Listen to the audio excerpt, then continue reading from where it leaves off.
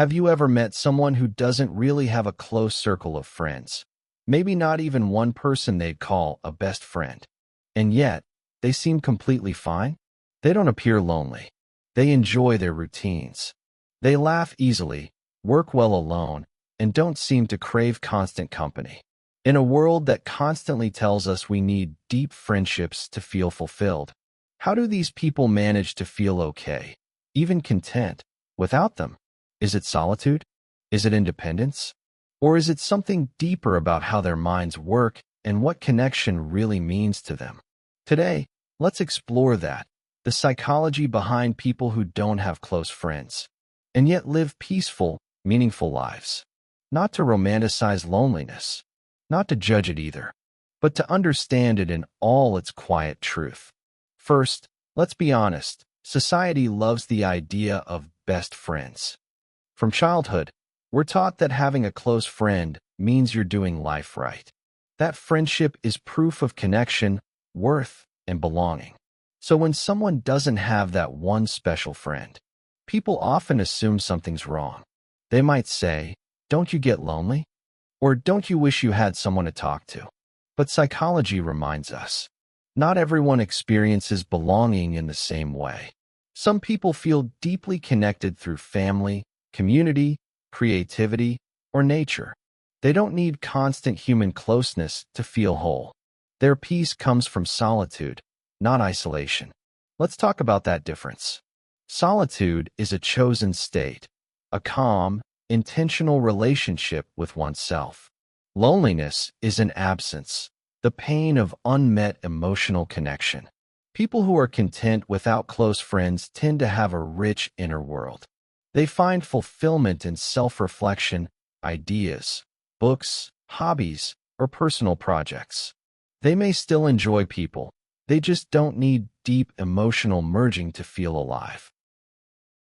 In psychology, this relates to something called low social dependency, meaning their sense of identity and happiness doesn't rely heavily on others.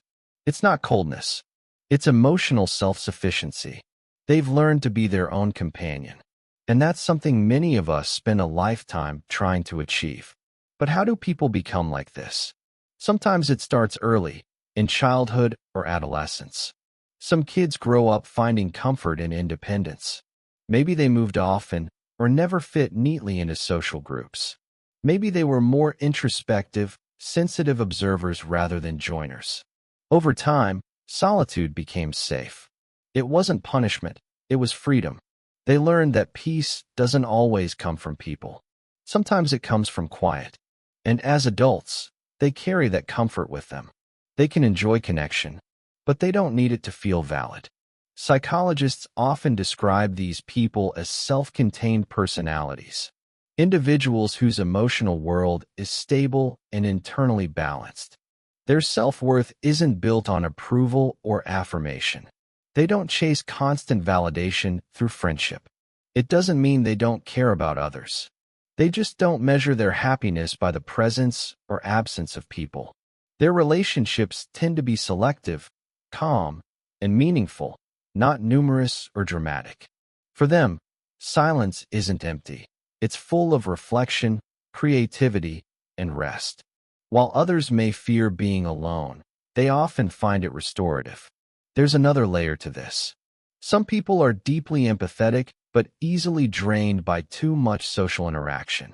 These are often introverts or highly sensitive individuals. For them, maintaining close friendships can feel emotionally demanding. It's not that they don't love, they love deeply, but they love quietly. They may express it through actions, thoughtfulness, or consistency, not constant presence. So when people say they don't have close friends, what they really mean is they love differently.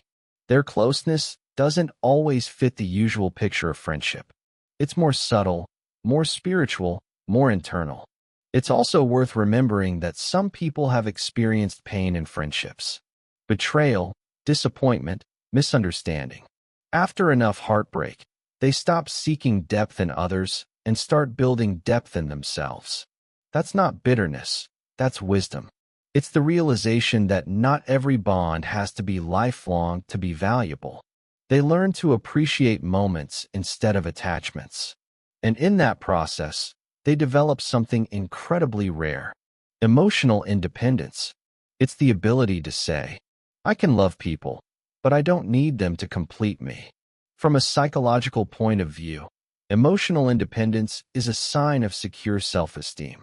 It means you've made peace with yourself. You're comfortable in your own mind, even when it's quiet. You don't need constant reassurance that you matter, because you already know you do. That doesn't mean you never get lonely. Of course you do. Everyone does. But instead of fearing that loneliness, you've learned to sit with it, to let it speak, to let it soften. Loneliness, in that way, becomes a mirror instead of a wound. It teaches you about yourself, what you value, what you need, what you can live without. But it's important to stay balanced, too. Being okay alone doesn't mean closing yourself off forever. Some people mistake self-sufficiency for emotional walls. They say, I don't need anyone, when what they really mean is, I'm scared to need anyone again. So if you're listening and thinking, yes, that's me, I'm fine alone, just check in with yourself gently. Ask, am I at peace, or am I protecting myself? Because there's a difference. Peace feels open. Protection feels closed. Peace says, I enjoy being with myself. Protection says, I can't risk being hurt again. Both are human. Both are okay. But one will eventually ask for healing. People who thrive without close friends often build meaning through other forms of connection, with ideas, creativity, purpose, spirituality, or work.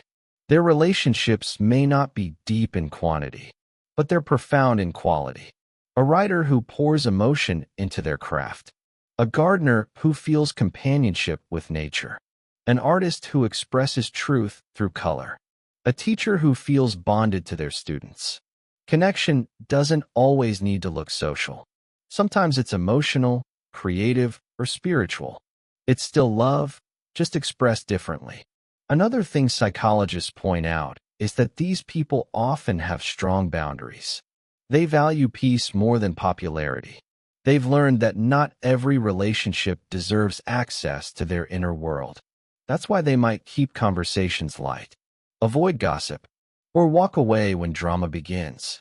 It's not coldness, it's protection of energy. They know that too much emotional noise can disturb their balance. And that balance, to them, is sacred.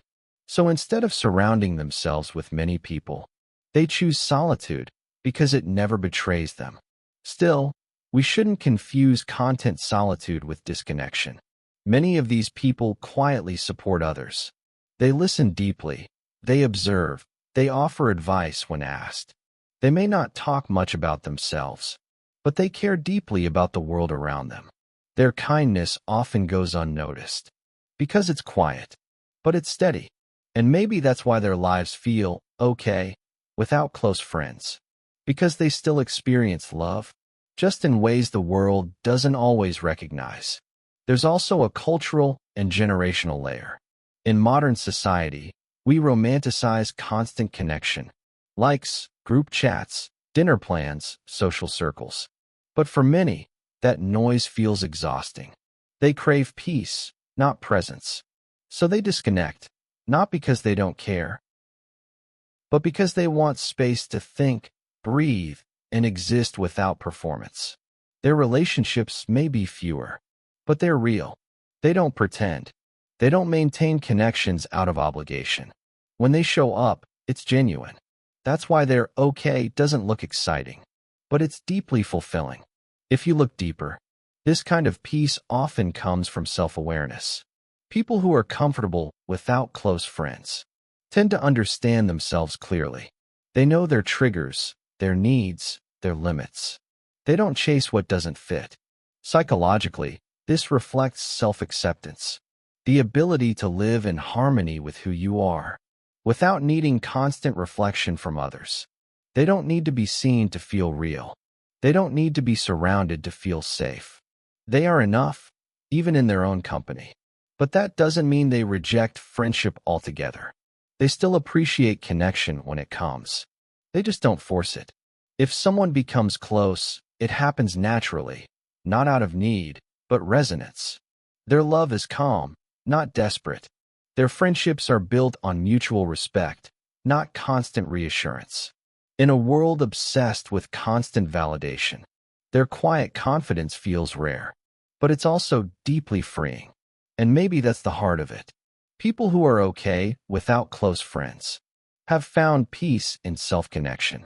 They've realized that their worth doesn't depend on how many people think they're important, but how true they feel to themselves. They don't fear missing out, because their fulfillment comes from within. They don't chase attention, because solitude already gives them clarity. Their life might look quiet from the outside, but inside, it's rich, full of thought, meaning, and self-trust. So if you're listening and thinking, "That's me," please know this: there's nothing wrong with you. You're not strange for being content alone. You're not cold for valuing peace over social noise. You're simply wired to find joy differently. And that's beautiful. Just remember to stay open. Let people in when they feel right. Don't close your heart completely just because you're comfortable on your own. Because sometimes, even one quiet friendship can bring new colors into your calm world. Speech balloon, are you like this too? Do you live a peaceful life without close friends? Not out of loneliness, but because solitude feels enough? Share your thoughts in the comments. I'd love to hear how you find balance between independence and connection. And remember, there's no one right way to live or love. Some people bloom in crowds. Others bloom in silence. Both are beautiful. Both are complete. Because in the end, friendship doesn't have to mean many people. Sometimes, being your own best friend is enough. And that, too, is a kind of peace the world rarely talks about. Maybe they don't have close friends because they already found closeness within themselves. And maybe that's what real peace looks like.